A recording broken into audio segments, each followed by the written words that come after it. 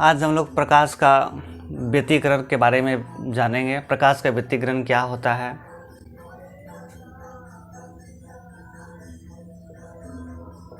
प्रकाश का व्यतिकरण, इसी को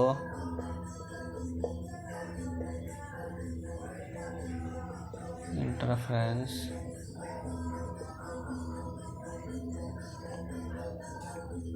इंटरफेरेंस ऑफ लाइट कहते हैं। देखिए, जब एक ही सोर्स से दो प्रकाश तरंग निकलता है तो दोनों एक दूसरे पे मिलता है।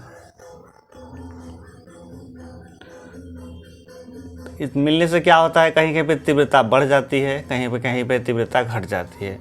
तो यहाँ पर तीव्रता बढ़ी है तो इसको हम समपोषी व्यतिकरण बोलते हैं।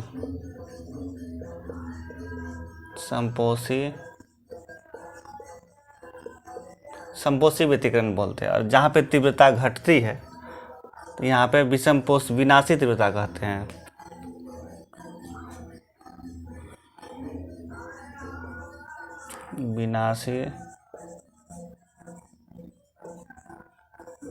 विनाशी व्यतिकरण।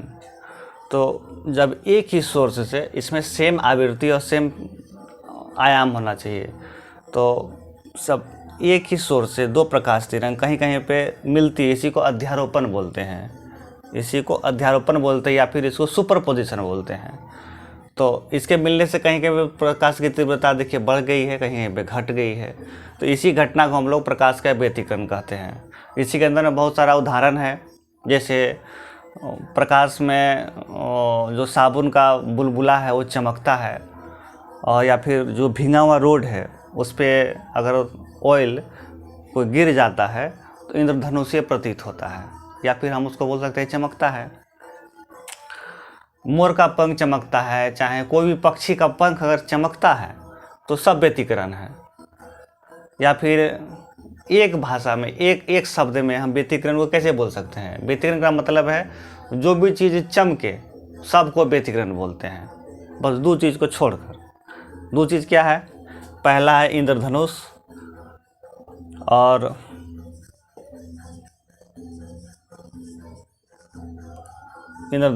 दूसरा है सीडी का जो कैसेट है, वो ये दोनों चमकता है, इसमें व्यतिकरण नहीं होता है। बाकी दुनिया में जो भी चीज़ चमकता है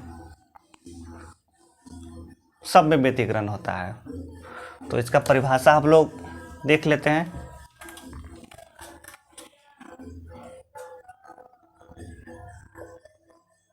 एक ही स्रोत से दो प्रकाशीय तरंग जब एक दूसरे पर अध्यारोपित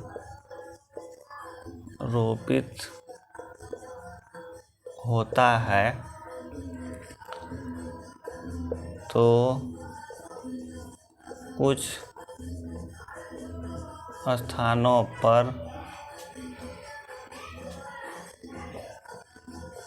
इसकी तीव्रता बढ़ती है।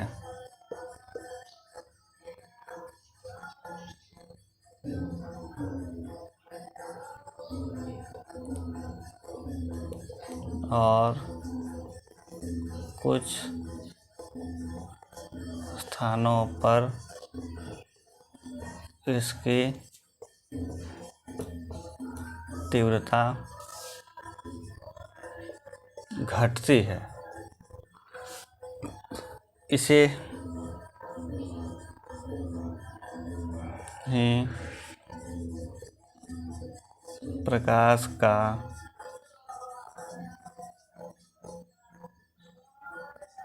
व्यतिकरण कहते हैं। ठीक है, वही बात जो हम बोले थे वही लिख दिए कि एक ही स्रोत से दो प्रकाशीय तरंग जब एक दूसरे पर अध्यारोपित होता है या फिर मिलता है तो कुछ स्थानों पर जो है इसकी तीव्रता बढ़ जाती है और कुछ स्थानों पर इसकी तीव्रता घट जाती है। क्या होता है कि जब मिलता है ना तो जो प्रकाश का जो ऊर्जा होता है ना उसका पुनर्वितरण होता है। अब जैसे ये आपका साबुन का बुलबुला है तो यहाँ पर मान लीजिए यहाँ पर खूब चमक रहा है और यहाँ पर काला दिखाई देता है, तो यहाँ का जो ऊर्जा है ना यहाँ पुनर्वितरण हो गया। यही कारण है कि कहीं पे हमको चमकता दिखाई देता है और कहीं पे काला दिखाई देता है। तो इसे ही प्रकाश का व्यतिकरण कहते हैं। एक बार फिर से समझ लीजिए, एक ही सोर्स से दो प्रकाशीय तरंग, एक ये तरंग हो गया और दूसरा ये तरंग हो गया, ऐसे भी लिख सकते हैं हम लोग। तो जहाँ जहाँ पर मिलती है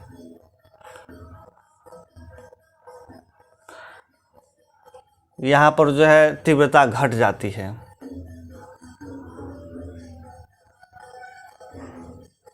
घटती है, और जहाँ जहाँ पर मिलती नहीं यहाँ पर तीव्रता बढ़ती है। इसी को संपोषी व्यतिकरण कहते हैं और इसको विनाशी व्यतिकरण बोलते हैं। ठीक, और ये जो मिलती है ना इसी को सुपरपोजिशन या फिर व्यतिकरण बोलते हैं। बस अब इसका कुछ उदाहरण है जो हम लोग देख लेते हैं।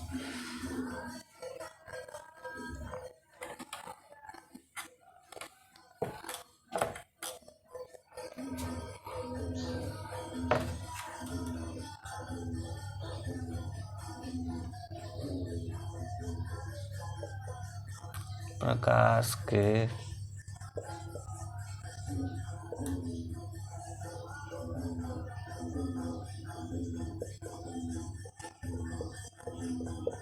के व्यतिकरण का उदाहरण। तो पहला उदाहरण हम क्या लेंगे, मोर का पंख।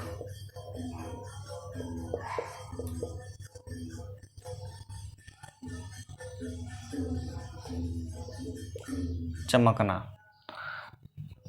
मोर हो या फिर कौवा हो या बगुला, जिसका भी पंख चमकता है। हम एक तो एग्जाम्पल पक्षी में मोर ले लिए, ज़्यादातर हाईलाइटेड है ये, नहीं तो कोई भी आप ले सकते हैं, कोई भी किसी को भी चमका देगा तो वहाँ पे व्यतिकरण होगा। दूसरा,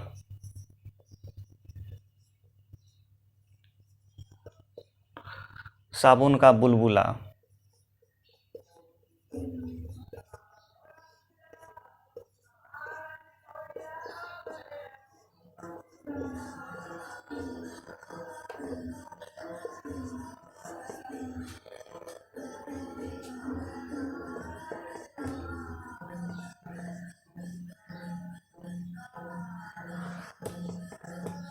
साबुन का बुलबुला रंगीन होना, बुलबुला और इसी को पतला फिल्म बोलते हैं।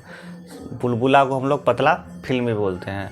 कहीं कहीं पर दे देगा कि साबुन के ऊपर पतले फिल्म का चमकदार होना व्यतिकरण, इंटरफेरेंस या फिर ध्रुवी परावर्तन, अपवर्तन, कुछ भी दे देगा ऑप्शन, जिसमें से हम लोग को व्यतिकरण मारना है।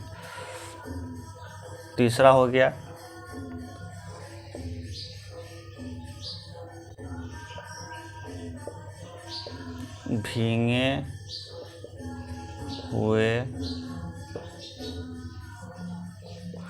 भीगे हुए सड़क पर तेल की सतह इंद्रधनुषी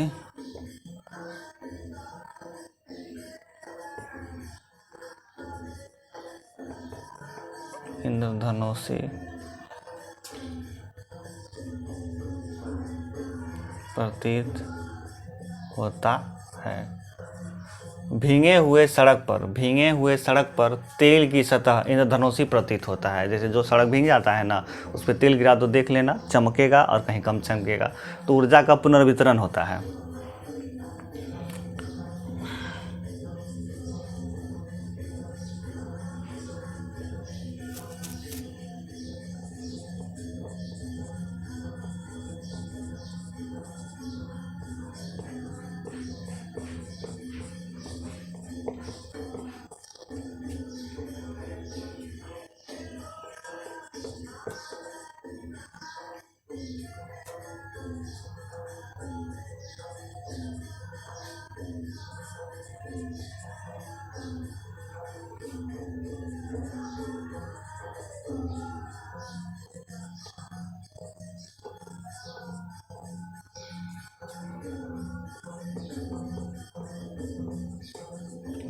देखिए, जब कोई जहाज़ कम ऊंचाई पर उड़ता है तो टेलीविज़न के चित्र में कंपन आता है। कब जब कोई हवाई जहाज़ अपने बिल्डिंग से थोड़ा कम ऊंचाई पर उड़ेगा ना, तो टेलीविज़न में झिरझिराता है।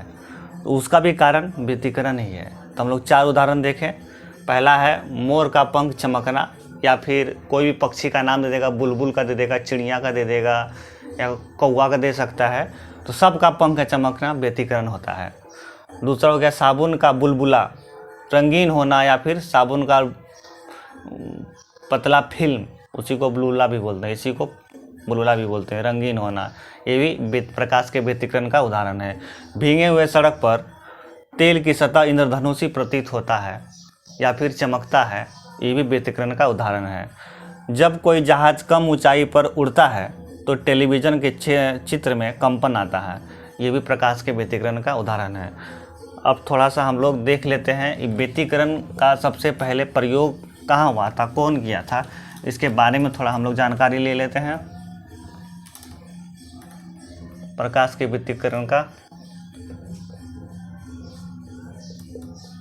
प्रयोग, या फिर इसी को बोल सकते हैं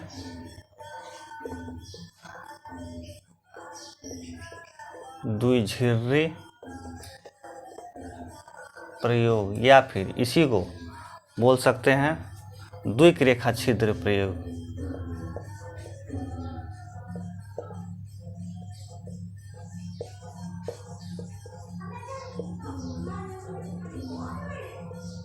या फिर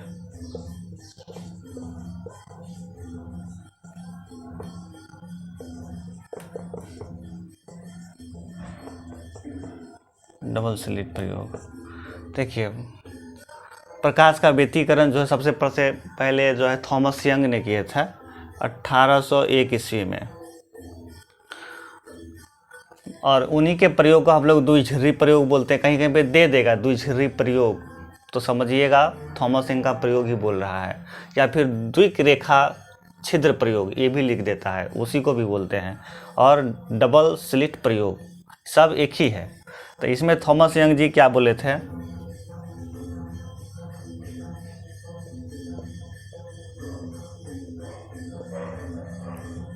ये भी बोल देख सकता है थॉमस यंग प्रयोग।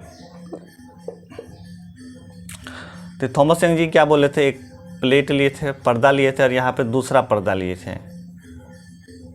जब यहाँ पे एक प्रकाश इधर से घुसा, एक प्रकाश इधर से घुसा, तो एक प्रकाश इधर से और यहाँ से आया। जैसे आया तो यहाँ पर चलते चलते प्रकाश इस पर्दे पे आया,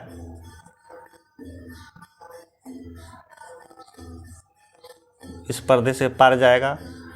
इस पर्दे में क्या हो गया, कहीं कहीं पर जो है इसका सतह चमकीला प्रतीत हो रहा था और कहीं कहीं पे अंधेरा प्रतीत हो रहा था। यहाँ पर मान लीजिए यहाँ पर चमकीला दिख रहा है और यहाँ पे अंधेरा, तो इसी पट्टी को हम लोग फ्रिंज बोलते हैं। इसी पट्टी को हम लोग फ्रिंज बोलते हैं।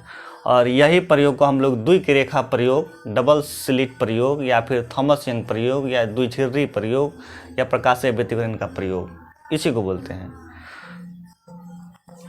तो आइए इसका कुछ परिभाषा हम लोग लिख लेते हैं।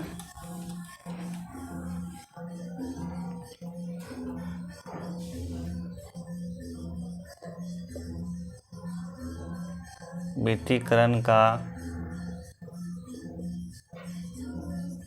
सर्वप्रथम प्रयोग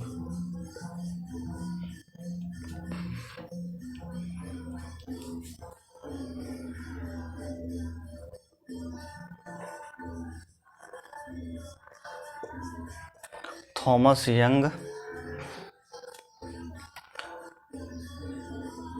ने अपने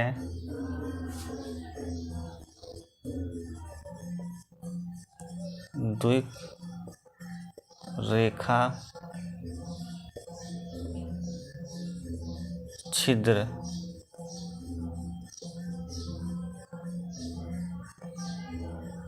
प्रयोग या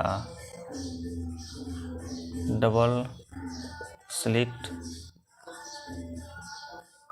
या फिर डबल स्लिट प्रयोग से दिखाया। व्यतिकरण का सर्वप्रथम प्रयोग थॉमस यंग ने अपने द्विक रेखा छिद्र प्रयोग या फिर डबल स्लिट प्रयोग में दिखाया, और इसी को द्विझिरी भी बोलते हैं, आप लोग देख लीजिएगा।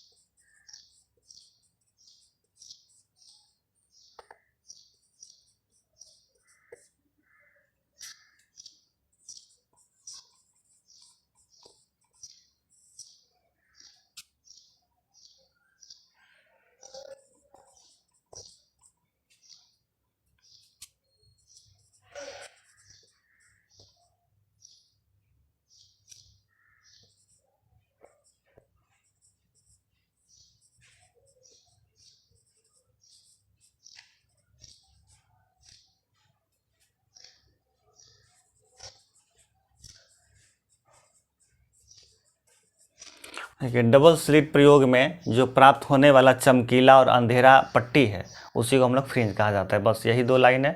पूछ देगा कि द्विक रेखा छिद्र प्रयोग का जो है संबंध किससे है, इंटरफेरेंस से, आवर्तन से, विवर्तन से, तो वहाँ पे हम लोग पता रहेगा, पढ़े रहेंगे तो वहाँ पर पता दे देंगे हम लोग, तुरंत से व्यतिकरण मार देंगे।